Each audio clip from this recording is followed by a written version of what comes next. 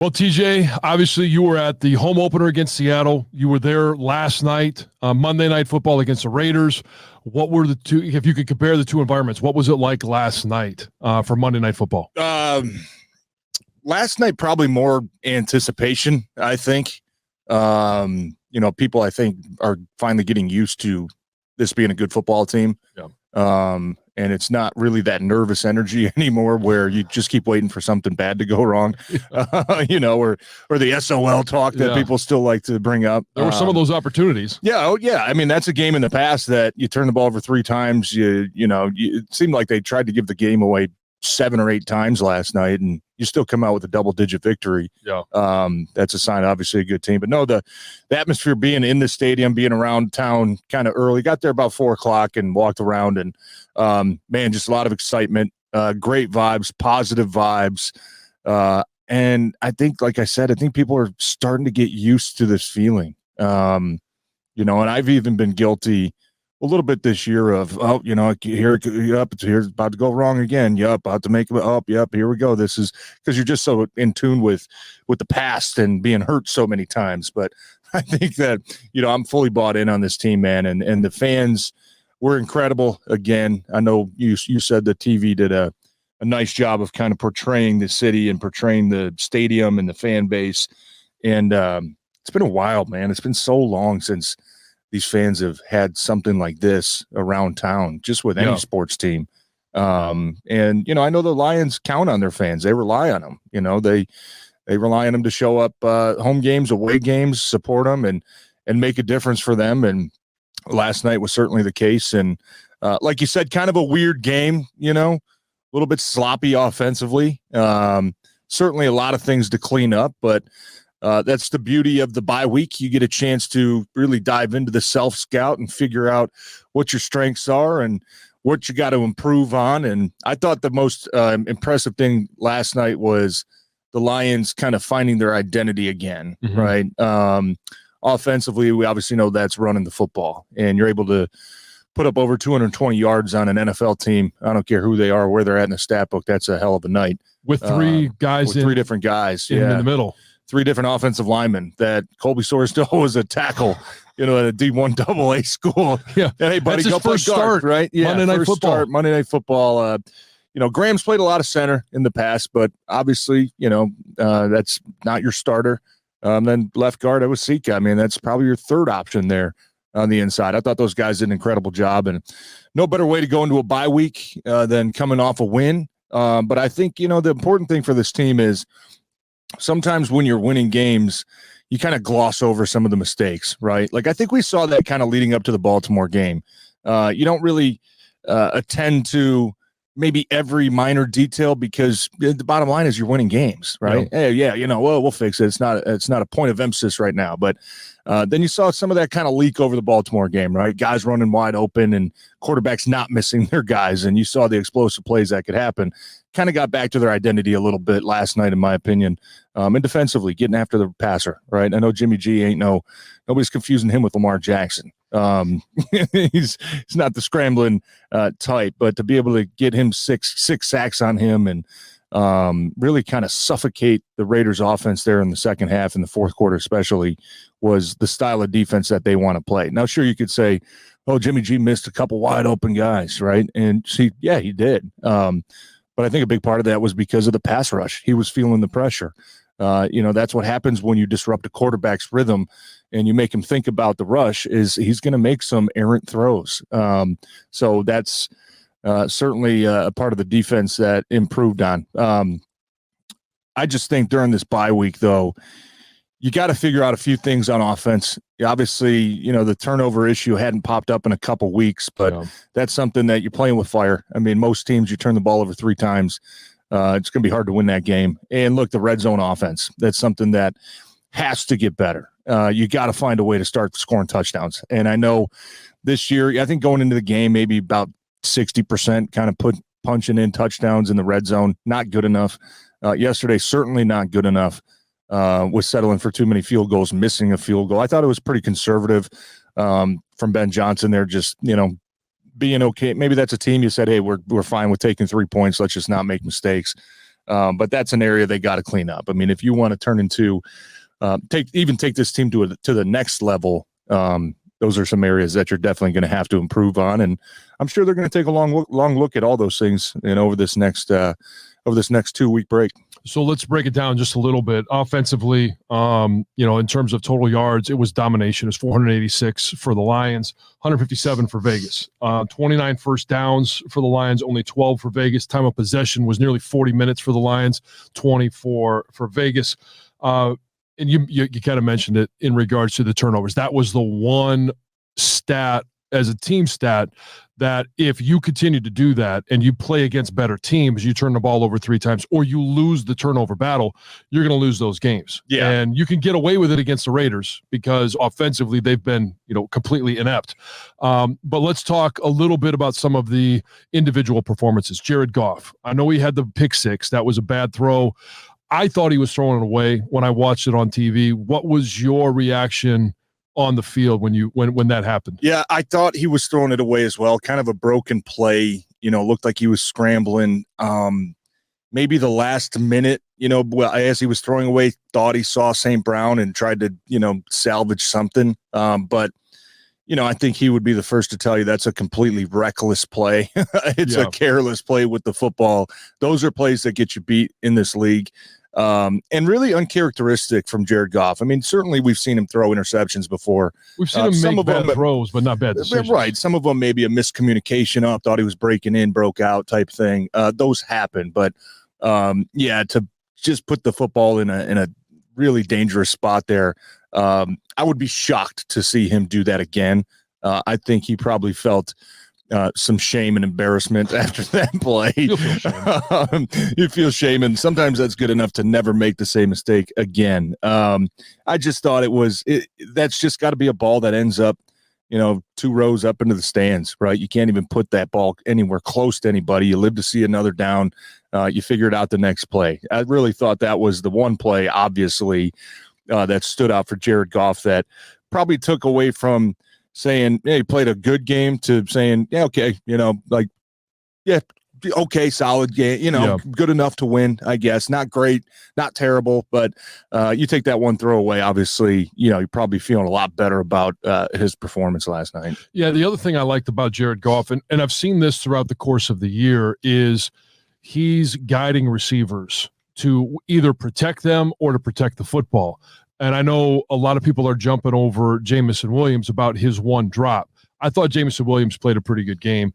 That one drop, he's got to understand that one, it's not a perfect ball in regards to where he can do something with it. But if you watch that play again, we've talked about this earlier, that ball was in a position where only Jamison Williams could catch it. If he throws it on the inside, it's picked off by the safety coming down. If he throws it on the outside or lofts it, again, it could either be picked off or Jamison Williams loses his head. He's taking a big shot. Yeah. And you're right. And that connection is still a work in progress.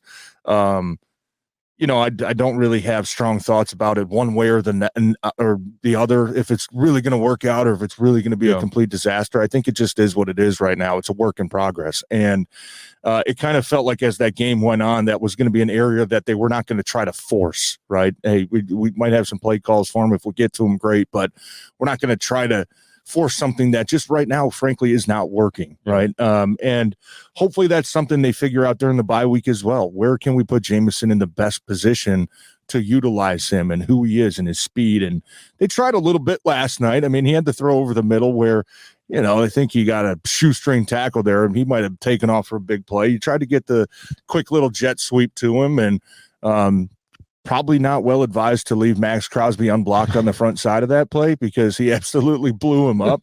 But I look forward to that connection just continuing to kind of build chemistry, because that's going to be something they need in this offense for the second stretch of the season. And look, I thought one of the biggest improvements that Jared Goff made, I think, last night was extending plays and keeping his eyes downfield. I mean, it feels like so many times where he's broken contained and he kind of runs and he scrambles, he's just pretty much running to the sideline and trying to dump the ball out of bounds. I mean, yesterday he was keeping his eyes downfield, extended a couple plays, picked up a couple big third downs, finding guys over the middle of the field. I thought that was a huge step forward in his escapability and his ability to, kind of go out there and kind of wing it a little bit when everything's not going well. So Jared Goff certainly, in my opinion, was good enough to win. And I think there's still room for him to improve as well. And, I think he'd be kind of the first one to tell you that, right? That you just so seemed yesterday wasn't the type of game where you needed him to be great. Everybody else was taking care of business. The run game was just fine, right? The defense obviously played their ass off. And anytime you play like that, it's always going to make the quarterback's job easier. Well, and I think the patience that this offensive staff is using with Jamison Williams, we saw it with Jahmyr Gibbs. Now, last night was a breakout game for Jahmyr Gibbs. It was 5 targets, 5 catches, 26 runs, nearly 190 yards from the line of scrimmage for Jahmyr Gibbs. That's exactly what they needed. Now, I mean, we could talk about and break down his performance, but I think looking forward, if and when they're able to get David Montgomery back, hopefully it's right after the bye week going out to LA, the combination of Montgomery and Gibbs in the backfield, how potent, how excited are you to see that with the newfound and confidence that Jahmyr Gibbs has? Yeah, and like you said, I mean, we've seen it already, but Jahmyr Gibbs is way better right now than he was week 1, week 2, week 3, right? He looks to me like he's getting better with each touch that he gets. He's starting to learn a little bit of patience. He's starting to learn, hey, I got to put my foot in the ground and get north. I can't just keep outrunning people to the sideline and, leaving yards out there. I thought that was something that was noticeable. Honestly, last week in the limited action we saw him against Baltimore, you could see some of those improvements. And then, you just kind of felt like it was ready to take off last night, and it did. Some of the decisions that he's making, when to cut back, when to press it front side, when to let the, offensive line get up to the second level, making guys miss, I think was huge last night. You look at, the Tampa game and Baltimore and people, what's wrong with the run game, man? We can't. And you look at it, John, you say sometimes it's a numbers game. We got 7 blockers. They got 8 guys, right? You got to make somebody miss. They weren't doing that enough the last couple weeks. And last night it was evident that they were making guys miss. I mean, there was a couple plays where whether Gibbs, whether it was Craig Reynolds, unblocked guy, whether it be a linebacker or a safety coming down to the box, you're not bringing me down, man. Like I'm making a move and I'm going, right? And that was something that was huge last night, because that's what David Montgomery has been really good at. David Montgomery, hasn't really been the guy that's just going to run 40 yards untouched. He has a couple times this year, but he's going to make a guy miss in the hole. You can play better offense with him because you don't need to block everybody. He's got that repertoire. He's got that reputation that, great, leave the safety down there. I'll run his ass over. I'll make him miss in the hole. Jahmyr Gibbs was able to do that last night. I thought it was a huge step forward. And look, when he gets back, when Montgomery gets back, hopefully it's after the bye week. I think that's kind of where this thing is trending with his injury. It just gives you options. It gives Ben Jansen options. Versatile, right? How do we want to use Gibbs? Now maybe you can start using him more in the role that you envisioned when you took the kid, and when you said in training camp, we're going to use him in ways that, nobody thought was possible, right? We're going to line him up in the slot. We'll line him up at receiver. Anytime you can get that kid on the field, he's a threat to be a home run hitter. We saw that last night. So I can't wait to see what that combination looks like once Montgomery gets back healthy. Now that Gibbs is we're starting to really see his potential. Have we forgotten that Sam LaPorta is a rookie? I mean, probably 8 catches, 57 yards, 10 targets, and a touchdown. It just feels routine, right? Yeah. Like, that's just what he does. Like it's what a great steal. It's kind of incredible, man. And I remember going back to probably a post-draft show that we did, and we were talking maybe about expectations for guys this year. And LaPorta, if you get us, 35 catches, couple hundred yards, get in the end zone. It's like, he's surpassed all that within 7 games and 8 games now. He's just the chemistry that he's been able to build with the quarterback, and obviously the trust that his teammates and his coaches have in him to go out there and make plays is incredible. And all that guy does is show up, man. And even the run game. Look, there was a couple times yesterday where he had the unfortunate task of blocking Max Crosby. And the first couple reps, man, did a nice job, battled, found a way to keep his guy away from the ball carrier. Certainly a couple reps, you look back and say, Yeah, that guy's going to get his too, man. Like he's an all-pro for a reason. It's going to, I'm not going to beat his ass the entire game, but I love the way the kid battles. I love the way that he bounces back. I love the versatility that he brings to that offense. Yeah. And that throw from Jared Goff last night was awesome. I mean, that was a rocket just standing there right on the sideline, right in front of it was, it looked like maybe 2 more inches inside, or if he hesitated for 1/2 second, that ball was picked going the other way, threaded the needle to Sam LaPorta. Obviously made a great catch to get in the end zone. He's been I would say a very pleasant surprise. I did not see this type of production coming from him, only because history kind of told us with rookie tight ends, it usually takes him a while to kind of get going.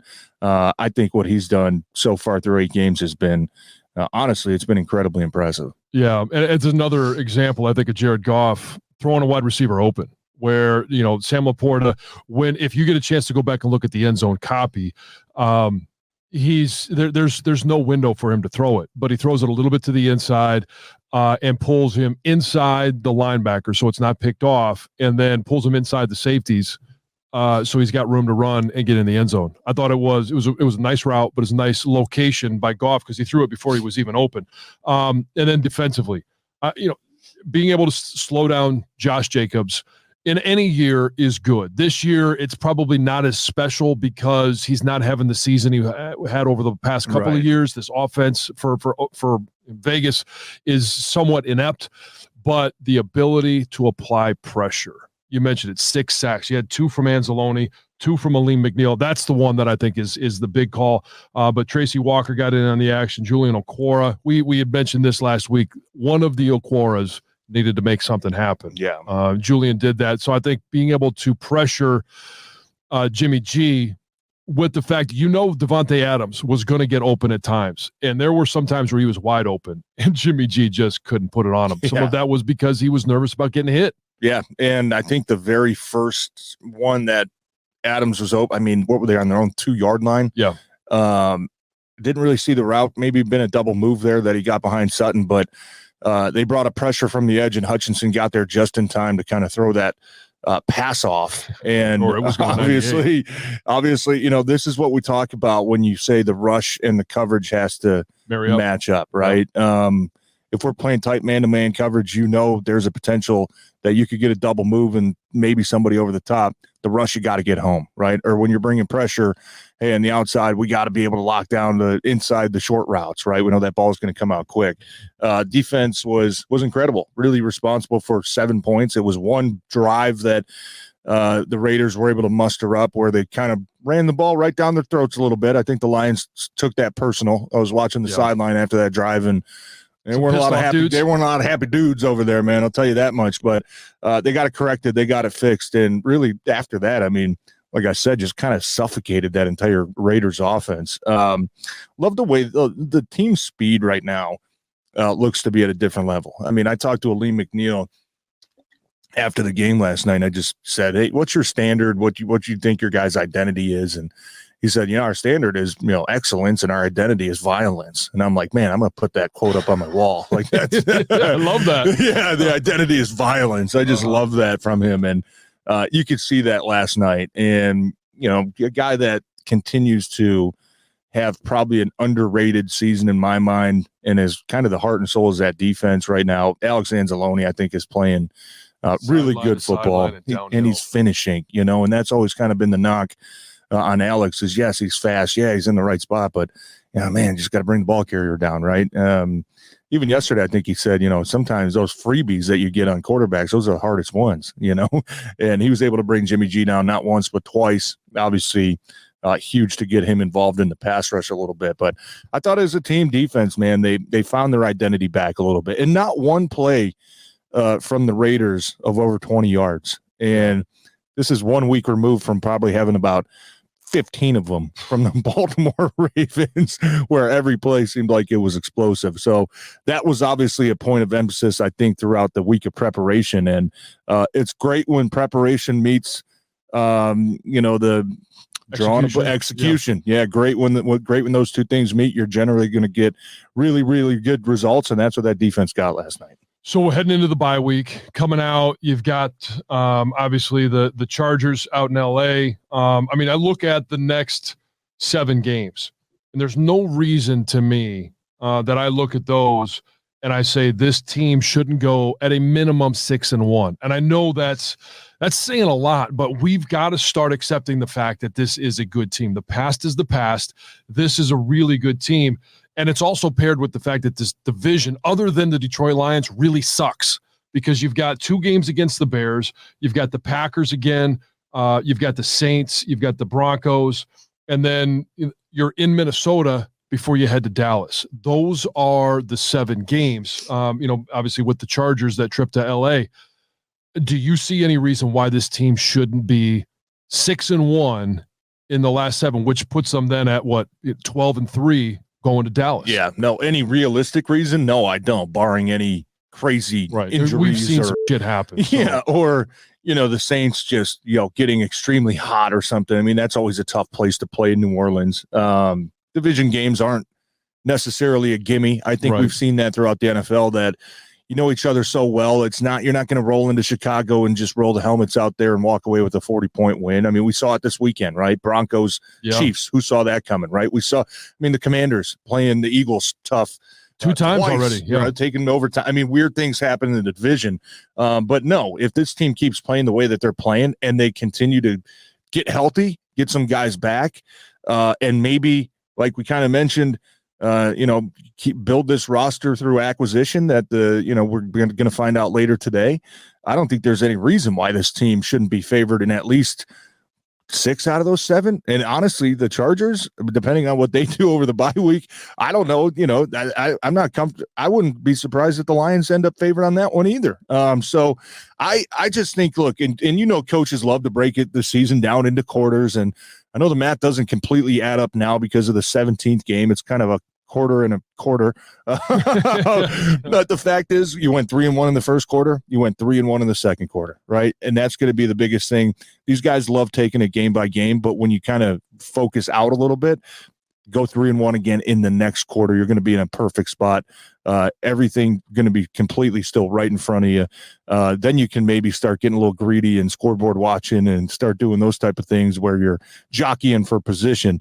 But yeah, I think this team is in a really, really good spot right now. That was a game they had to win last night. You felt just for their own confidence and psyche. And John, you know better than me. You there's no better way to go into a bye week than coming off a win, man. You get 2 weeks of celebration, of excitement, of optimism. And the bye week, I think, is coming at a perfect time for this team to get healthy, to get some guys back. But it's also right at the midway point. You can chop this thing in half, say, yep, we got 8 games in our under our belt, right? Like the way we're playing, certainly got some things to correct.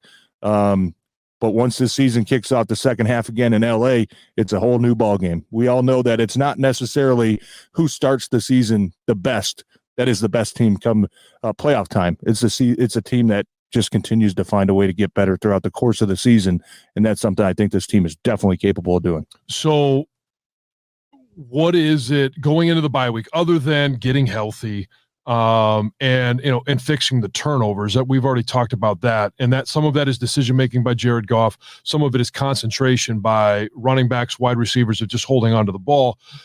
Coming out of the bye week, if you're looking at this team that not only is going to make win the division, which I think it's not wrapped up, but it's highly likely that the Lions win the division, which means they're going to host a playoff game. But if they're going to be a team that makes a push in the postseason, what is, I don't know, 1 or 2 things that they've got to find a way to correct or improve upon during the bye week? Offensively speaking, I think you got to still find a way to unleash the full potential of this passing attack, because you're not going to run for 220 yards on not the same as it was last year. I'd be surprised if they get another 200-yard game this season. Yeah. I mean, it's just rare, right? That's not an expectation. That's rare. I want to see the passing attack start to get back a little bit. I think something happened last week in that Baltimore game where maybe a little confidence was lost. Maybe Baltimore kind of not maybe showed the blueprint, but showed an effective way to kind of take away what the Lions like to do in the passing attack. I think if you're Ben Jansen, you've got to do a deep self-scout into tendencies into formation, into motion. Hey, when we do this, we typically do this. Other teams are going to start picking up on it. You got to have answers for anything that the defense wants to throw at you. And I think that there's ways that they can improve kind of the in-game adjustments, offensively speaking. And defensively speaking, I would say, look, I don't think that this team is capable of, getting the 6 sacks every game and unleashing a pass. I mean, last night they were kind of sending pressure because Jimmy G just wasn't seeing it. You could tell he was clearly rattled. Yeah. I mean, they had a good plan. Chances. They had a good plan for him, but you're going to play teams where you're not going to be able to pressure that much, or you're just going to get carved up in the secondary from some of these good quarterbacks that you're going to play coming out of the bye week, Justin Herbert being one of them. So I think I'd like to see this pass rush continue to get better, whether that is anything that might happen at the trade deadline, whether that's somebody stepping up like we saw last year right around this time where James Houston came in and kind of took the team by storm. I think you still have to find a way to kind of boost that rush a little bit, because I don't think last night was kind of false advertisement or anything like that. I thought they did what they were supposed to do, but I still think you got to find a way to generate a little bit more juice on that pass rush, so at least it's consistent, right? We've seen too many inconsistencies where 6 sacks, and then 0-1-0, 6 sacks, right up 0-1. You don't have those highs and lows. I'd like to see a little bit more consistency there when it comes to being able to disrupt a pass or on defense. I think you hit on that word that I was going to talk about, and that's consistency. And always being a threat to get after the quarterback, not just Aiden Hutchinson, because we know it's going to be tough for him with the double and triple teams, the chips that he's getting. I would like to see him be a little bit more effective. Just because he's getting those doesn't mean that he can't still get after the quarterback.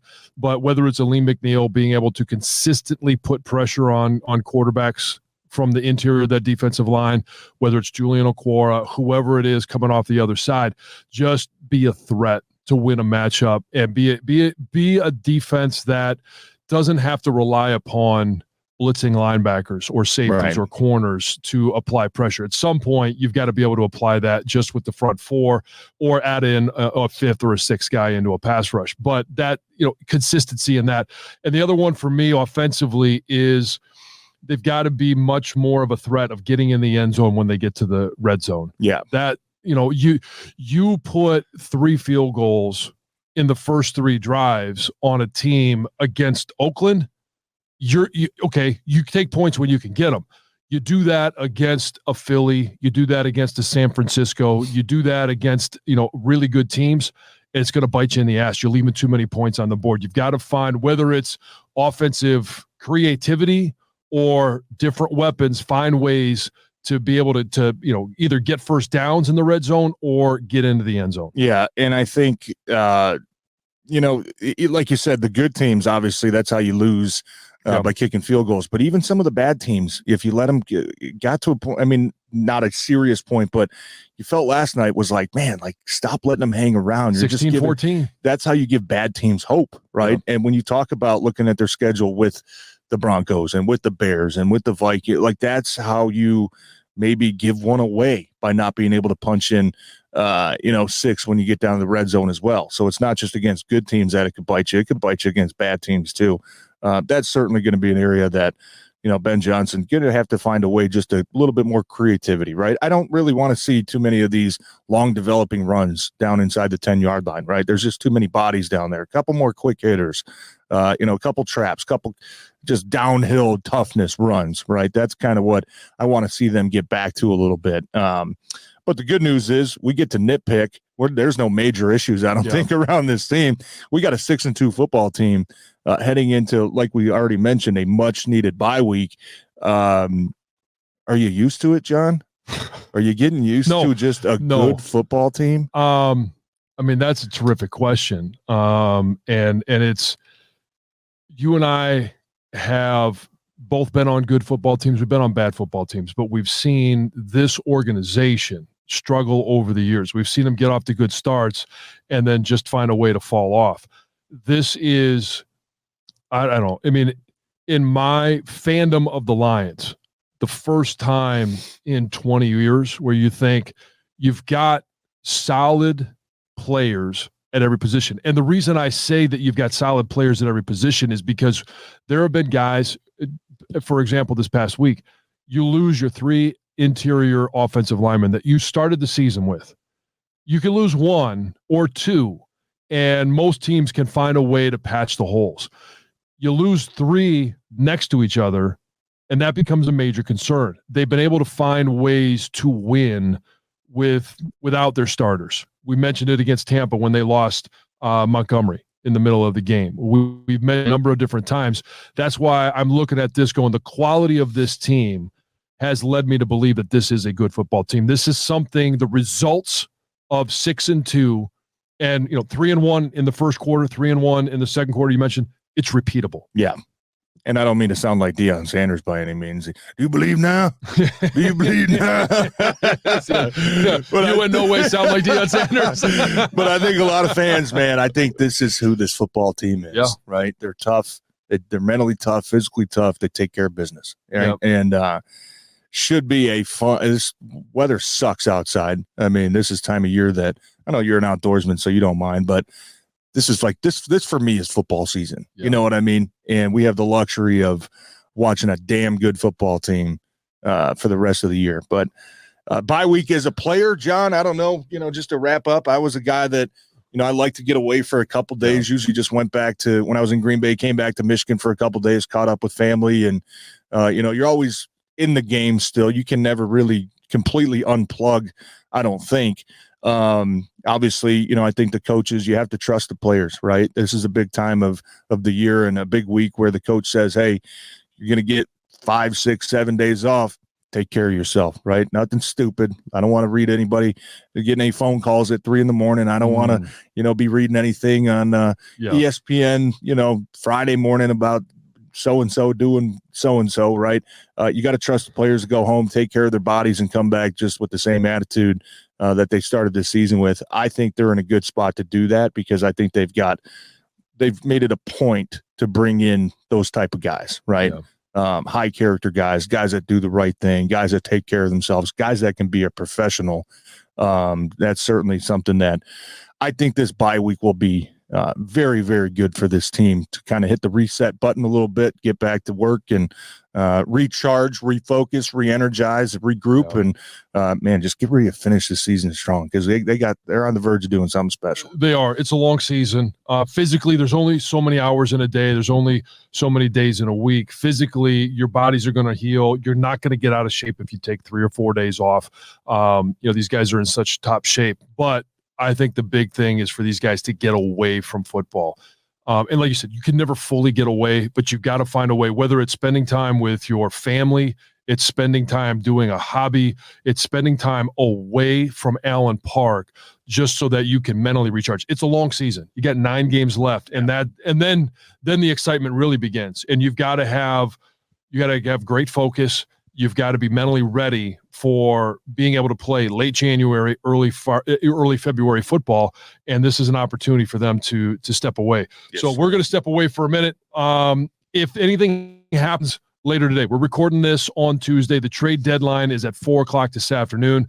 We'll give you reaction later in the week. We're not going to really talk that much about it because by the time this comes out, a lot of things are going to change. A lot of things could happen. So we'll react to if the Lions do anything. If they don't, we'll react to that as well. But we always thank you for listening, and make sure you download, like, subscribe, hit us with some feedback. What do you want to hear, especially over the bye week? We're always looking for some questions, so make sure you send us those. We'll react to them, but we thank you for listening to Necessary Roughness.